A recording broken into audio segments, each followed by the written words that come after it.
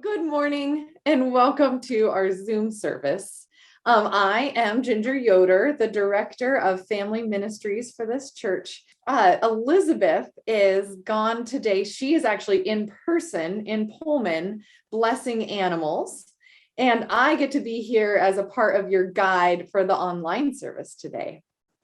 And so I'm really happy to be here with you. And we are actually going to be doing an animal blessing service online next weekend. So you'll get to see some of the footage from our in-person services and have our own virtual animal blessing next week. For this service, we are actually get to see Elizabeth. She has pre-recorded a bunch of her parts. And so through the magic of modern technology, Elizabeth is also helping to hold this service, which I think is pretty neat that we get to do kind of, if there's a silver lining of all of this Zoom COVID stuff, it's the fact that we get to be creative and try to do new things together. We preface our service by acknowledging that the land on which our homes and our church were built were not uninhabited when European settlers arrived with their ideas of conquest and ownership. For those of us who live in Moscow, Pullman, or other nearby communities, we live on the ancestral homelands of the Nimipu, called the Nez Perce by the French-speaking traders, the Palouse, and the Shishump, called the Coeur d'Alene. If you're joining us from another place, I encourage you to discover who inhabited or moved through the place where you now live at the times before colonization and genocide, and where they are now.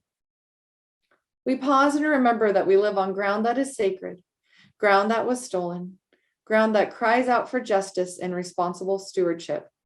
May our remembering help us find the courage to do our part to restore wholeness to the earth and all her people. Now let us join our voices together for our words of welcome, unison chalice lighting, and sung affirmation. Whoever you are, wherever you've come from, whatever your beliefs, and whomever you love, and however bumpy your life's journey, know that you are welcome here. Now we're hoping that you might have a chalice or a candle to light and something to light it with, and we can light our chalices together. Good morning, I'm Pam Arbor Green. Will you please join with me as we say the words to light our chalice? In the light of truth and the warmth of love, we gather to seek and we seek to share.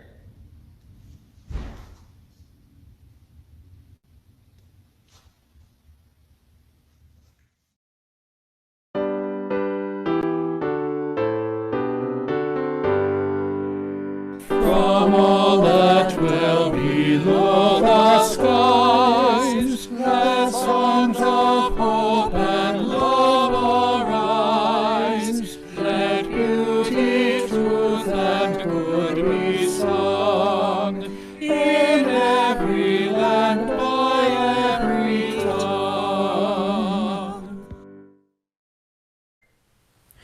Good morning. Dystopian fiction has become increasingly popular in recent years, especially among young people. From The Hunger Games to The Handmaid's Tale, Divergent to Maze Runner, books set in post-collapse worlds have sold like hotcakes. There's been a small slowdown actually since the pandemic. I guess when it feels like we're actively mid-collapse, people mostly want escapism, and who can blame them? Utopian novels, meanwhile, are few and far between. The wild popularity of Star Trek aside, it seems most writers imagine futures that are pretty dark, and for good reason. Climate change looms large these days. So when The Ministry for the Future came out last year, I was expecting a tough read. And I'm not going to lie, the novel, which describes a near future responding to climate change explicitly, has some parts that will break your heart. But it also has some descriptions of realistic strategies and processes that lead eventually to a moderately happy ending. I don't want to spoil the book for those of you who haven't read it yet. However, I am hoping that by moving delicately, we can explore together some of the possibilities it opens up. For me, as I read the book, I felt a lightening of the load, a lessening of my anxiety. The ability to imagine not just a sustainable future, but a specific path that might get us there helped sort of disperse my climate-related despair and anxiety. So I hope that this service can do the same for you.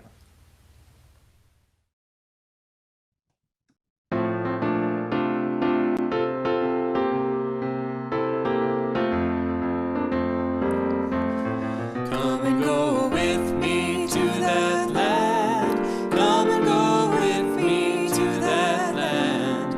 Come and go with me to that land where I'm bound, where I'm bound. Come and go with me to that land. Come and go with me to that land. Come and go with me to that land where I'm bound. There'll be freedom in that land. There'll be freedom in that land. There'll be freedom in that land where I'm bound, where I'm bound. There'll be freedom in that land. There'll be freedom in that land. There'll be freedom in that land where I'm bound. There'll be justice in that land. There'll be justice in that land. There'll be justice in that land where I'm bound, where I'm bound. There'll be justice in that land. There'll be justice in that land. There'll be justice in that land where I'm bound. There'll be singing in that land. There'll be singing in that land. There'll be singing in that land where I'm bound, where I'm bound. There'll be singing in that land. There'll be singing in that land. There'll be singing in that land where I'm bound.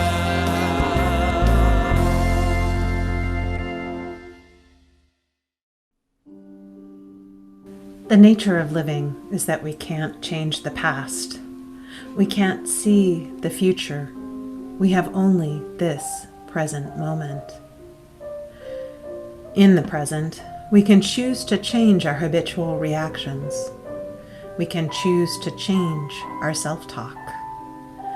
We can choose kindness, compassion, gentleness.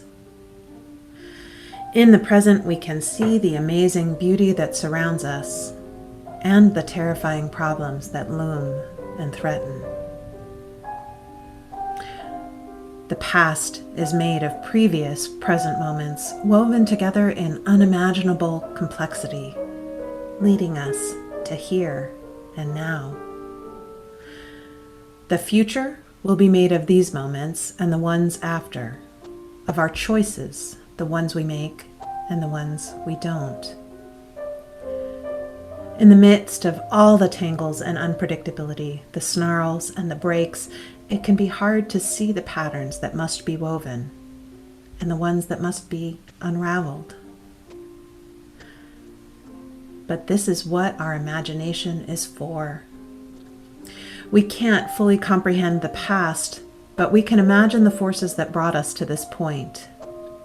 We can't fully predict the future, but we can imagine a world that is worthy of our children and do what we can in the present to help realize that dream.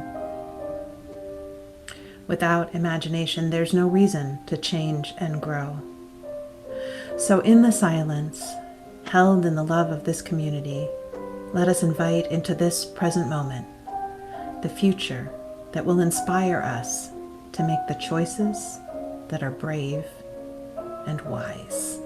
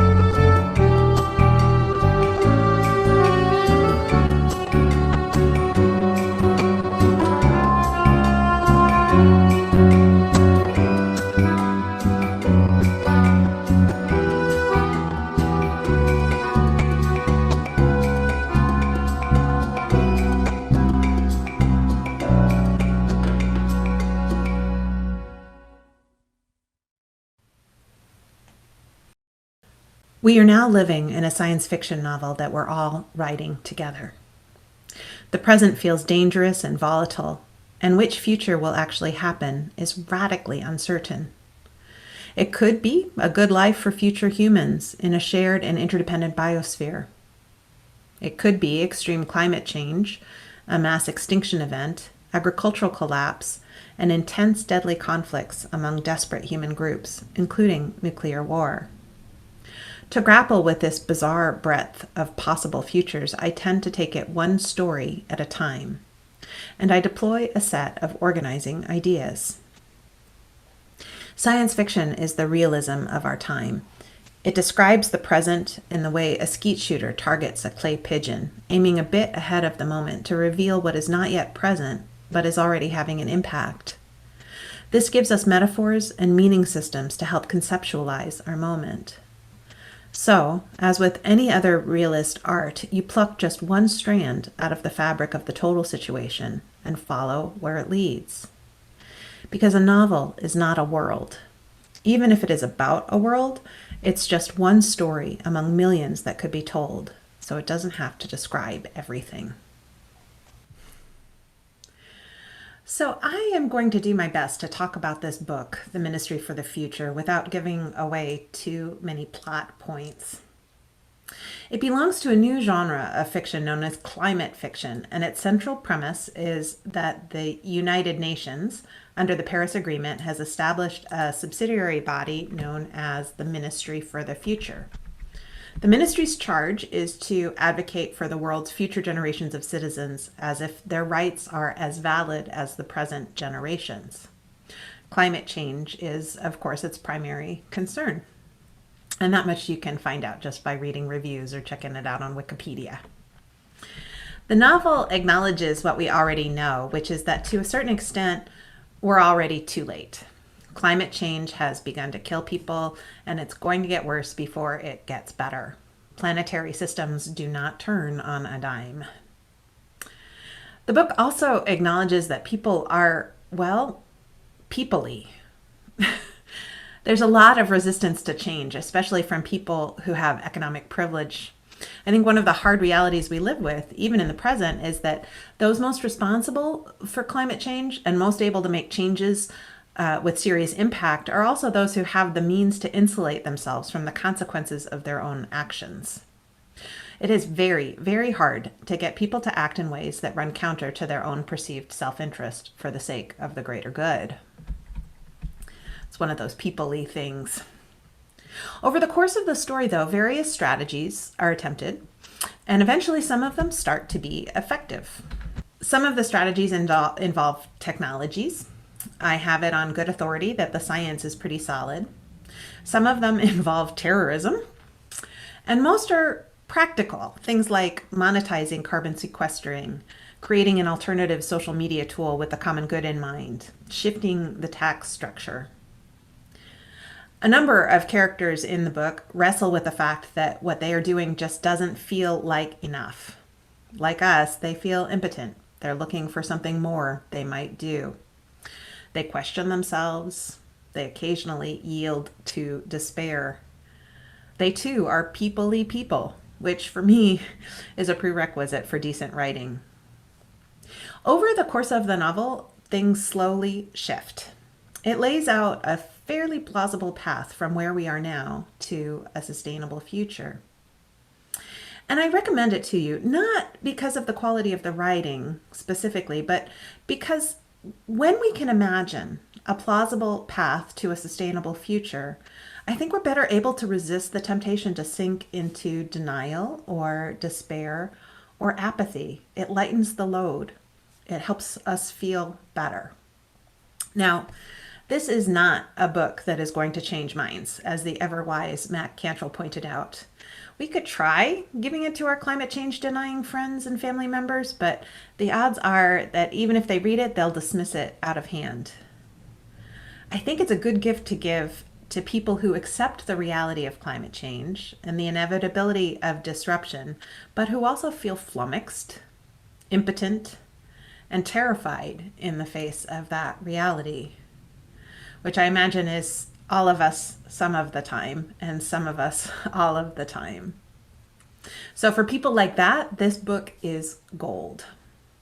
Because what happened is that as the book progressed, I was able to imagine a path forward that isn't a dead end. I started to feel hope, and that restored my sense of agency and my sense of determination. In Active Hope, How to Face the Mess We're In Without Going Crazy by Joanna Macy and Chris Johnstone, the authors write, "We often hear comments such as, 'Don't go there, it's too depressing,' and 'Don't dwell on the negative.' The problem with this approach is that it closes down our conversations and our thinking. How can we even begin to tackle the mess we're in if we consider it too depressing to think about? Yet when we do face the mess, when we do let in the dreadful news of multiple tragedies unfolding in our world, it can feel overwhelming.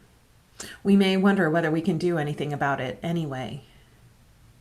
Both of these responses to climate change, sinking into it and becoming overwhelmed or running away into denial, both of these responses are real and normal and understandable, but they're not very helpful, nor are they pleasant. As an alternative, Macy and Johnstone offer up 3 threads we can follow as we make choices in the present that we hope increase the odds of making it to that sustainable future. The first thread is to think of our lives as adventure stories. And I think this is what the Ministry for the Future helps with. Macy and Johnstone write, "Adventure stories often begin by introducing an ominous threat that seems way beyond what the main characters are capable of dealing with. Heroes almost always start out seeming distinctly underpowered.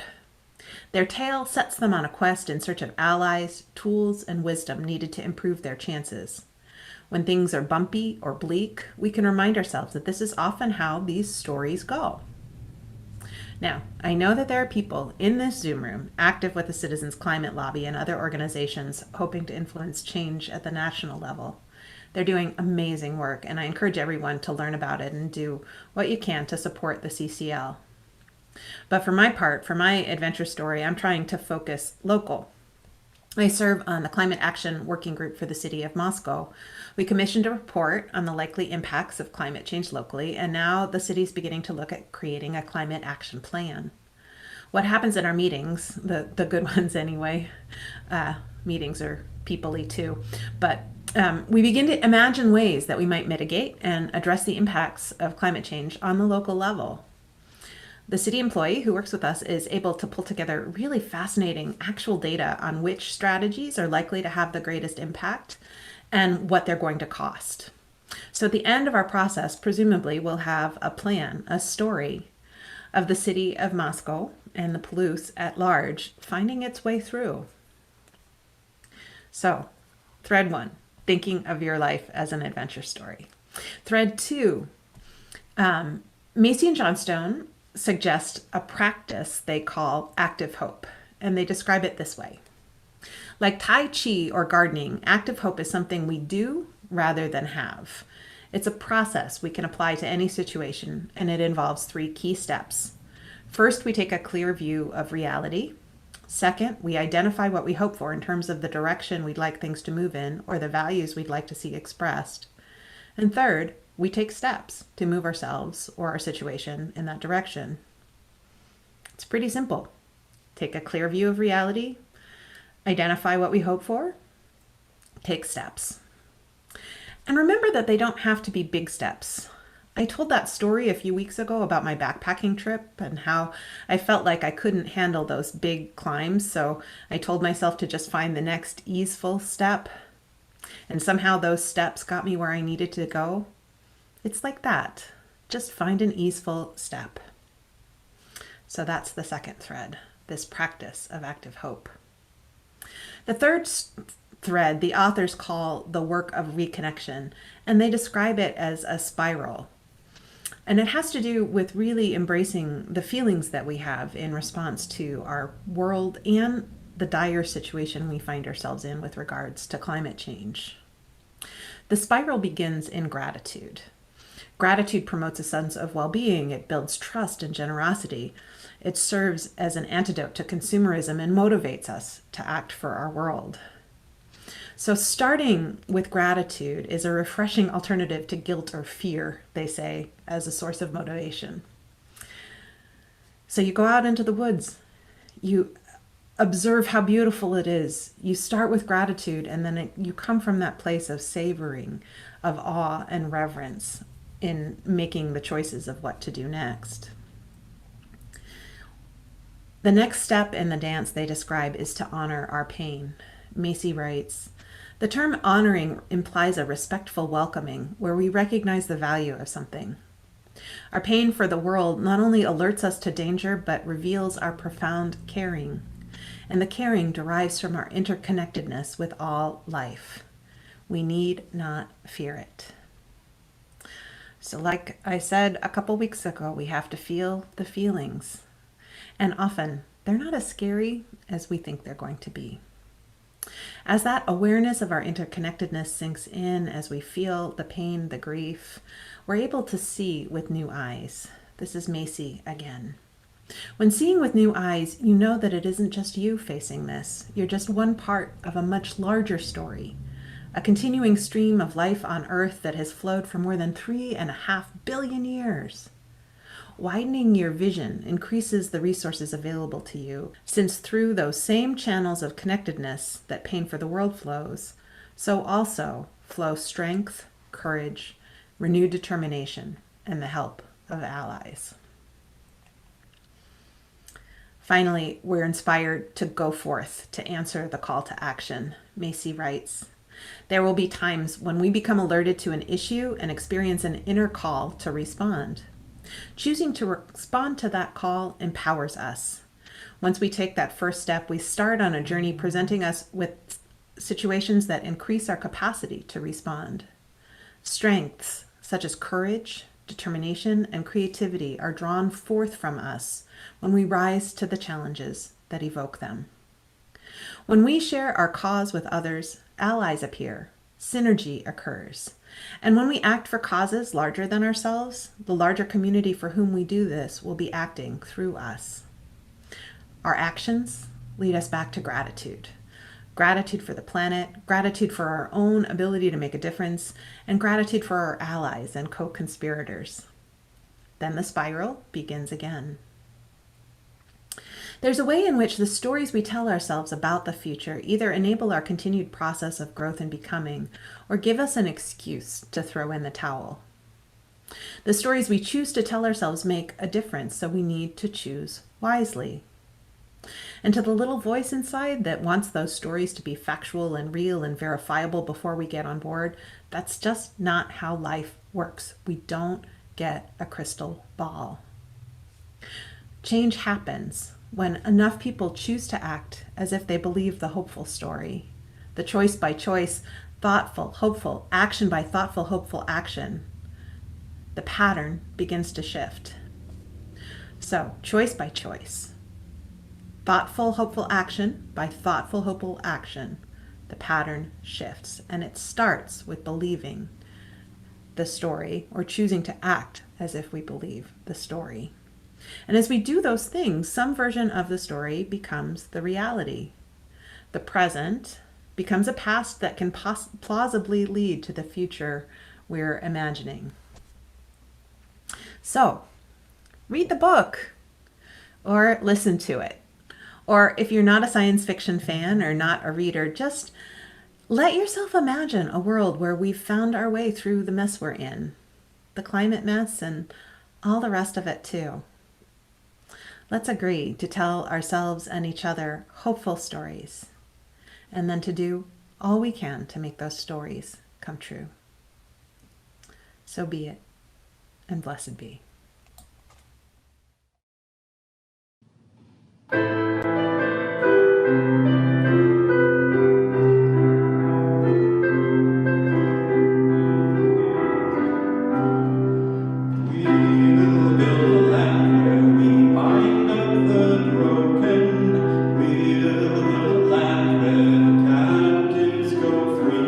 Where the oil of gladness dissolves all mourning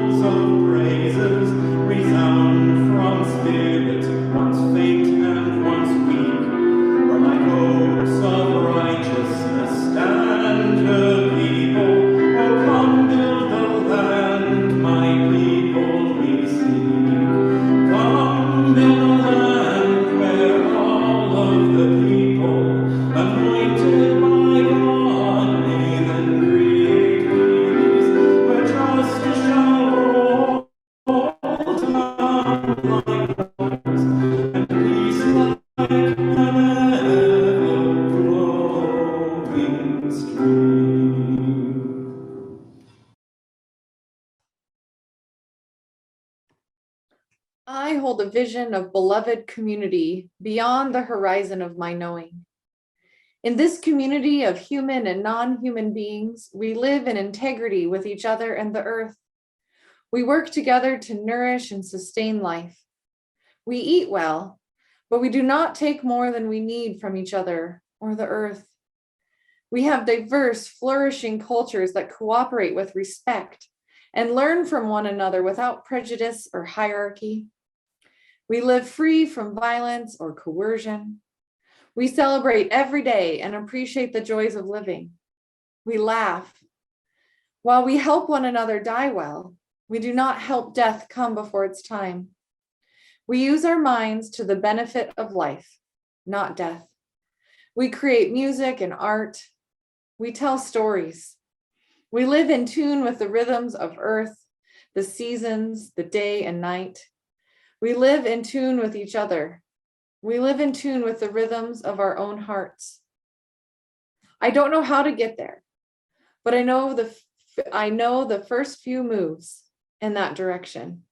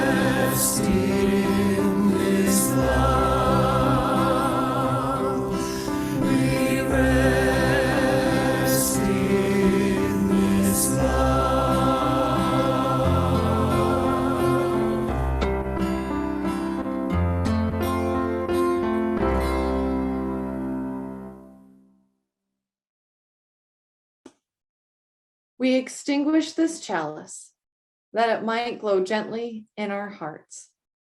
May it light our paths as we leave this place. May it guide our way until we are together again.